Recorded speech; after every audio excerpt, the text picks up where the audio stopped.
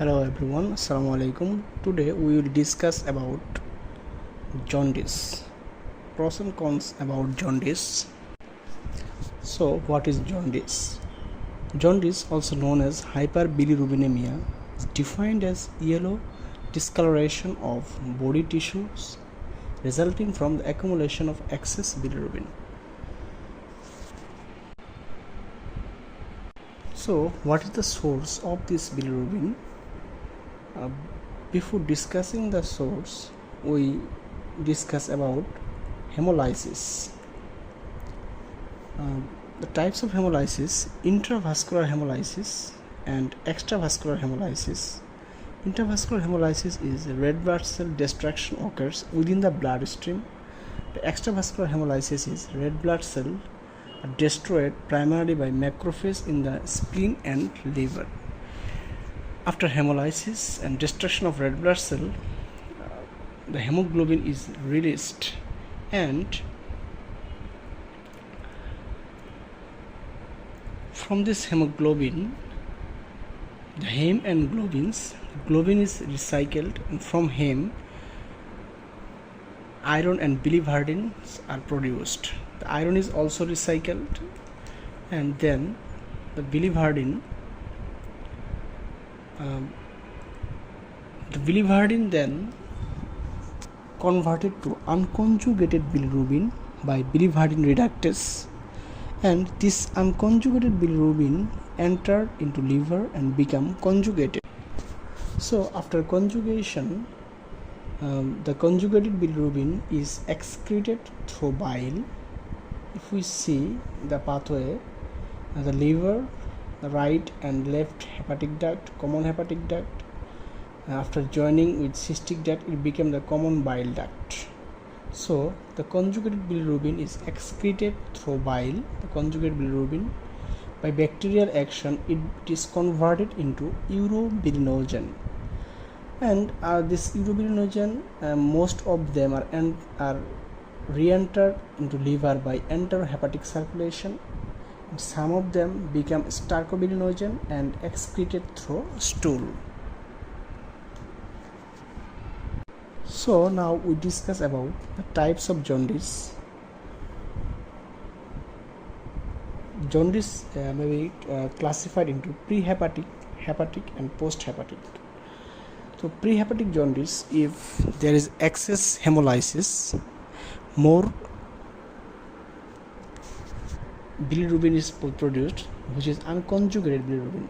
So in prehepatic jaundice, if we examine the patient blood, we may see the unconjugated bilirubin is raised. Why? Because there is excess unconjugated bilirubin is produced due to hemolysis, and though the liver is well, but it is saturated. As example, we may say if liver has capacity to conjugate 100 bilirubin per day, there is production of 200 or 300 bilirubin. As example, we said, so it cannot conjugate more than 100, but production is 200 or 300. So unconjugated bilirubin in blood become raised. Then in hepatic jaundice, both conjugated and unconjugated bilirubin is raised.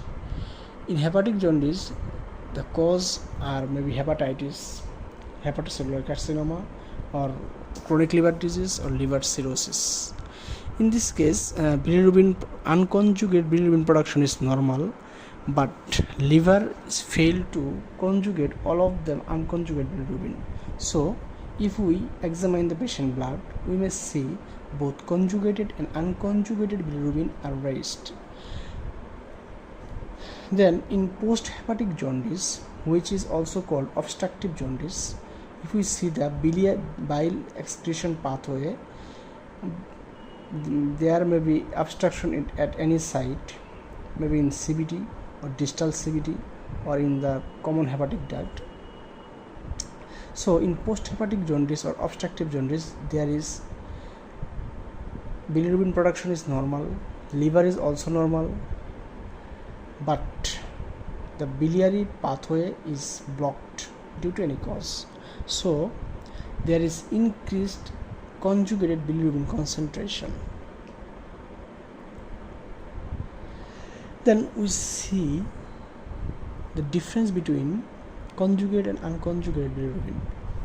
Another name of conjugated bilirubin is direct bilirubin, and another name of unconjugated bilirubin is indirect bilirubin. So conjugated bilirubin or direct bilirubin is water soluble. It may excrete through kidneys, so found in urine, and does not need accelerator. And unconjugated bilirubin is also called indirect bilirubin, which is water insoluble or lipid soluble and cannot excrete through kidney, so not found in urine, needs accelerator. The unconjugated bilirubin or indirect bilirubin is, as it is lipid soluble, it may cross the blood-brain barrier and may deposit in brain. So total bilirubin means conjugated plus unconjugated bilirubin. So if we may see the urine and stool in obstructive jaundice or post-hepatic jaundice. In obstructive jaundice, urine turns dark or tea color due to presence of excess conjugated bilirubin in urine. As we see earlier that in obstructive or post-hepatic jaundice, conjugated bilirubin is raised. For excess conjugated bilirubin, the urine turns dark and stool become pale because bile, which is normally color feces, is not reaching the intestine due to a blockage. The stool may also frothy due to fat indigestion. And if we see the liver enzymes in hepatic jaundice, which is due to hepatitis or fatty liver disease or CLD or cirrhosis or liver cancer, liver enzymes become elevated. AST and ALT become elevated, but ALP is increased in obstructive jaundice as the accumulation of bile acid within the liver cells, hepatocyte, trigger an increase in the production of ALP. So why there is itching in jaundice? So itching mainly occurs in obstructive jaundice or post-hepatic jaundice. It is due to bile salt accumulation. High level of bile salt in the bloodstream can irritate nerve ending in the skin, leading to itching. Thank you all.